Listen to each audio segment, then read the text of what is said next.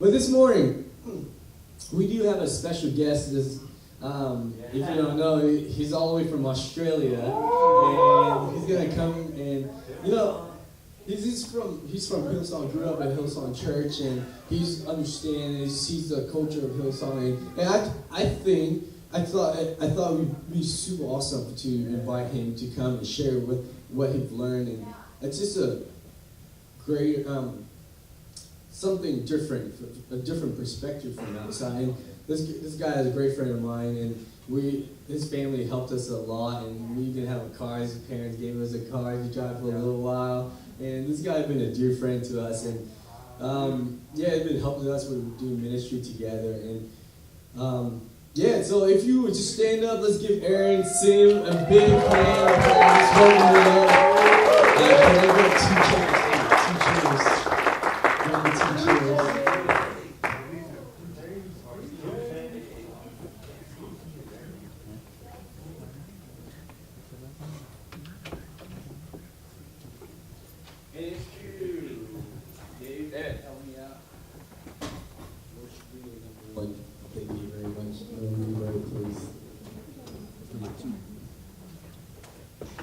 And if you don't know Aaron, you should get to know him. This guy, it's a legend. He plays professional soccer, and yes, Uncle Aaron, go Uncle Aaron, and he was one of the key teams at our church back at Hillsong, and he was one of the key team in Powerhouse. Powerhouse is 18 to 25, and this guy had been working so close to the leaders, and he's seen everything. He's seen the ups and the downs, and he's seen from the glory to from nothing. So, and now he's one of our key teams at the extension that I served at. It's called McCoy Extension, and he's served in and out, week in, week out, and he's doing great things for the Lord. And to start this morning, it would be great to have him come and share with our youth. Amen. So I just be open to what he has to say. Yeah? Amen? Amen. So just come. We're going to do a Q&A, so just make things a lot more family vibe. And yeah. So first of all, Aaron, what is your name? Aaron. What is your last name? Sim. Aaron Sim. We call him Simmy. Or Dim Sim. Oh, Dim Sim. Dim Sim is dim sum over here. So tell us a little bit about yourself. My name's Aaron Sim. Yes, I got an Aussie accent. I'm 22 years old. Pretty much, I grew up in Hillsong Church from a very young age. My parents went to church there at Hillsong. And I served in the youth ministry there for quite a number of years, and then moved out to Macquarie with Bao and the pastor out there. That's about me. I'm a personal trainer. I love Pop-Tarts. The only reason why he's here is to get Pop-Tarts. So if you know where, and hot Cheetos as well. So, cool, Aaron. We're gonna get straight to the point. We don't have much time. But I thought I've seen Aaron. I've seen this guy grow so much for the past 3 years up in there, and just seeing his life so dedicated to the Lord. And just a couple questions, I'm gonna throw it to him, see how he's gonna do. First one. For me, from what I've seen in him, it's such a servant heart. So it's not just a servant heart. His attitude towards the church, his attitude towards building God's house is amazing. So I want to ask you, what does a servant heart attitude look like? It's a good question, Bal. Thank you. So serving a big church, obviously a very big church, so it needs a number of volunteers and people to serve in the church in order for it to function. And I think Rick Warren puts it really good in his book called Purpose Driven Life, where it says the church doesn't exist to meet your needs, but you exist to meet the needs of the church. And there's a verse in Matthew 5, verse 41, and actually says, if someone forces you to go 1 mile, go 2 miles with them. And I think that's the heart and the attitude of a servant heart. And I think servanthood is, to be honest, true humility.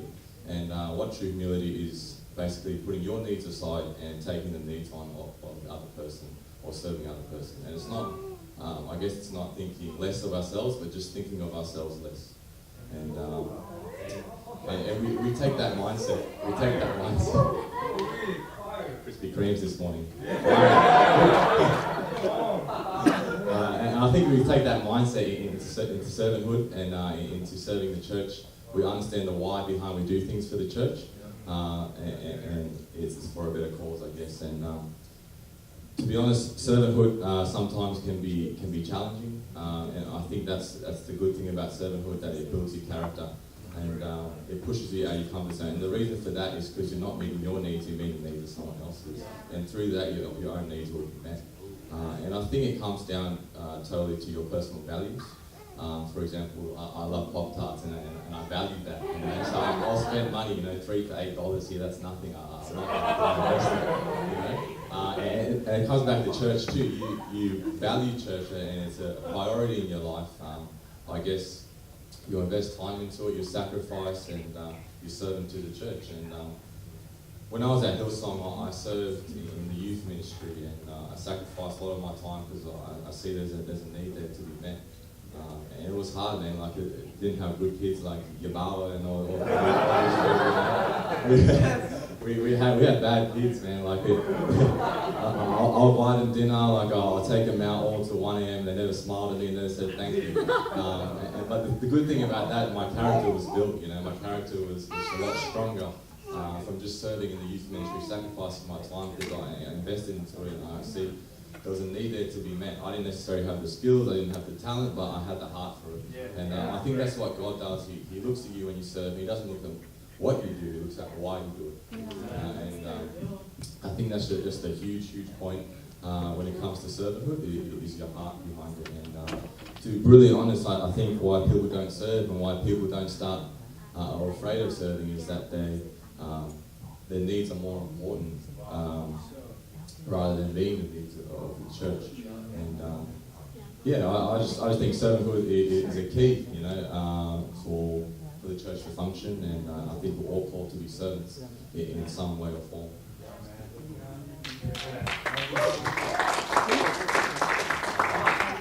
How good is that? I'm just gonna let you take over. I like this guy really walks the talk, and he's not just talk the talk, Like, I've seen his life, I've seen him dedicate his life to serve the Lord and serve the church, and because one of the keys, I'm not comparing, like, I do my best to not compare it, but Hillsong Church wouldn't get to where they are without people like him. It's serve hard, serving week in, week out, and really no complaint and nothing, just that's all he does, just serve and just love to volunteer and expecting nothing in return. I just love that. And thanks, Aaron, thanks for the wisdom. And second question is, as you know, this guy, he plays like almost a professional soccer league, like professional. So for my question for you, how do you balance from like ministry, church, and just having fun in life, your hobbies, and just doing life in general? Yeah. So I think this coincides with the previous question. At the end of the day, you're serving, and yes, you're increasing the house of the Lord, but at the end of the day, you still volunteer unless you're on the payroll like a pastor or something like that. So you do practically still have to work and still do other things to keep your life and your life functioning in the right way. And the thing about Hillsong, such a big church, it's always having events, it's always having things ongoing. And I think there has to be a balance between your servanthood and your home life and your family life and your work life. Because God never wanted you just to serve the church and everything else neglected. There definitely has to be a balance there. And for me myself, I got caught up in this being a youth leader. There's a lot of things going on, and sometimes you get so task orientated that you neglect your own life and your own spiritual life. Just all focused about the task and hitting goals and hitting targets and that kind of thing. So the thing that a leader really helped me in opening my eyes to this was that your input has to be greater than your output. Because you can only give so much, and there's going to come a point where you can't give any more. And that's where you see people leave the church or people get bitter at the church because the foundation wasn't there in the first place. If your input's always greater than your output, you're never going to burn out. You're always going to be refreshing, growing, learning, and developing. So that really opened my eyes to always be the private time. What we do in the private is so much greater than what happens on the outside. You know, it's a product of what happens on the outside is what you do on the inside.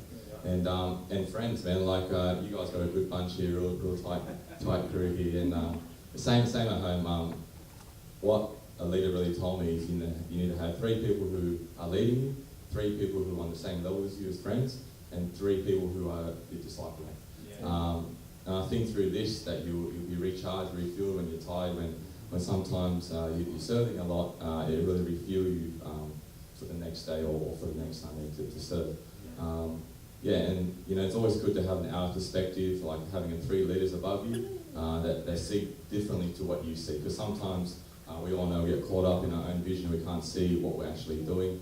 And then the 3 friends that are with you, they know everything about you, to support you, recharge you, and to help you. And then obviously the input we get, we pour out, and blessed to be a blessing. We help other people that need help to be discipled, and that's I call out Peter, James, and John, the people that you're discipling that really help you. That's so true. That's so true. And I think life is it's just having fun doing life. And ministry was never be to be endured. It's always going to be enjoyed. You gotta enjoy ministry. You gotta do life and do things you love as well. And how good. I mean, I think pastors are. They're such a blessing of a job that you get paid to do what you love. You know, you get paid to disciple people. You get paid to and it's stressful at a time, but I do think that it's such a reward. Or if you get paid, or you get on staff and you get like a payroll on staff, and for myself, I think it's the greatest thing ever. Hey, I get to serve the Lord, and I get paid at the same time. But always remember, you do ministry so well.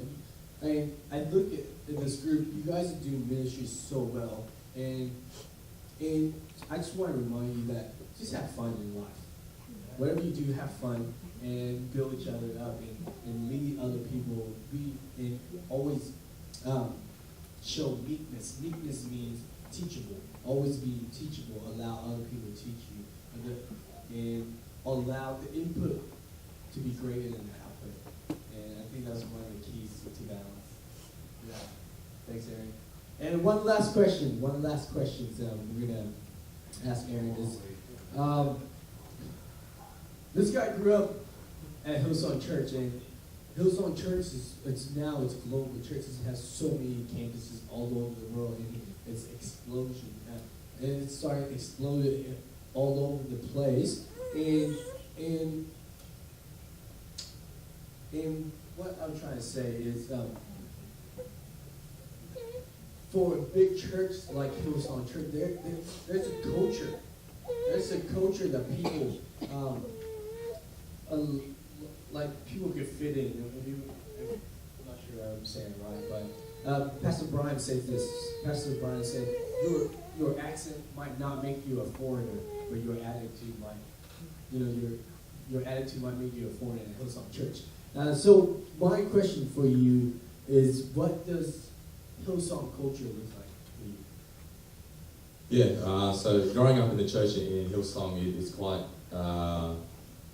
daunting, I guess, because it's a huge church. You know, it's such a big church, you can feel quite insignificant sometimes in that kind of culture. But when you look at it from the outside in a bigger picture, it's just all individual people who take individual responsibility to make up the bigger church. And I think the thing about Hillsong is they're all about empowering the local church. And yes, they have global campuses, and yes, they're all around the world, but it comes down to the individual responsibility of the people who attend the church that make it the whole church. And that comes down to serving and the heart of the church, and obviously from the leadership from the top, from Brian and Bobby, down to just your people who attend on Sunday.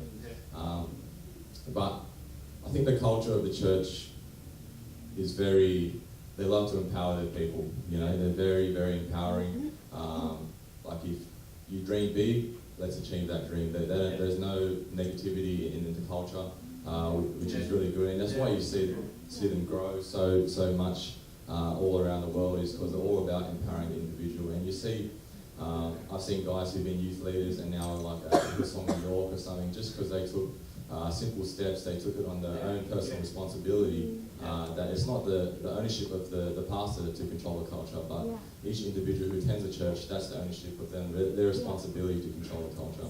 And I think that's why Hillsong is so, I guess, successful, in the sense that people understand the message that the leaders are trying to portray down to just the average attender, is that the responsibility is not on them, it's on each and every one of us. You know, if the attendance is low, if the service is a bit off, for me personally, we take it as our own personal responsibility that I have the ability to change that culture.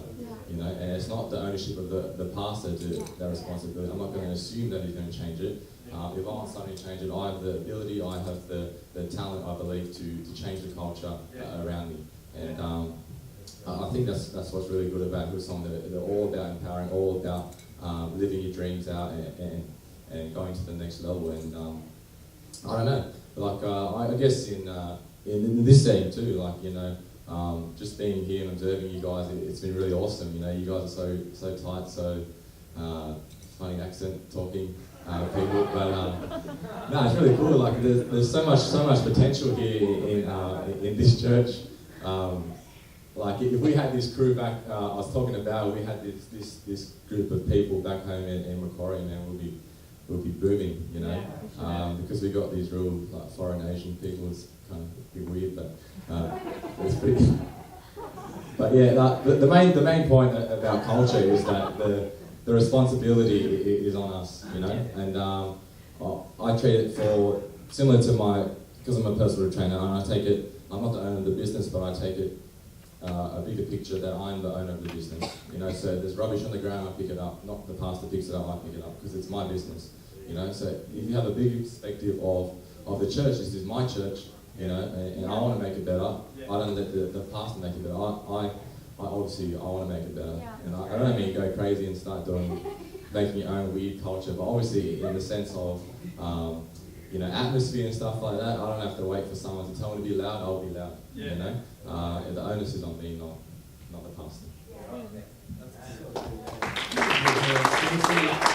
That's gold. I see that's gold for that we could take out from, and it's so solid. Thanks, Aaron. Last question I would have. Are you single? That is the question. Are you single?